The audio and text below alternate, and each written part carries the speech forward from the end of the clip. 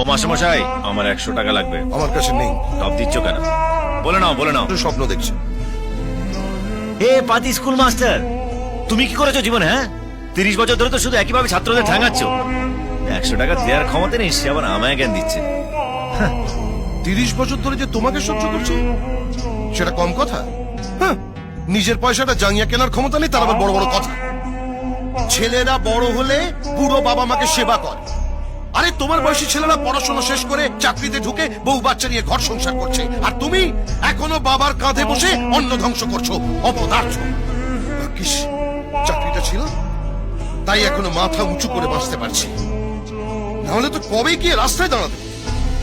তুমি জানো মাসে কবার আমায় ডাক্তারখানা যেতে হয়? চোখে ছানি পড়েছে, হাঁটুর ব্যথায় বেশিক্ষণ দাঁড়িয়ে থাকতে পারি না, সুগার 400 ছাড়িয়েছে, আর মরে গেলে মুখে আগুনটা অন্তত দিও। তোমার মতো ছেলের কাছ থেকে এর বেশি আর কি আশা করা যায়?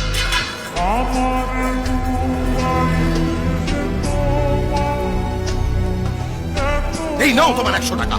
ইচ্ছে হলে অ্যাপ্লিকেশন ফর্ম কিনো, না হলে নেশা ভাঙ করো, না হলে কোনো মেয়ের পেছনে উঠে যাও।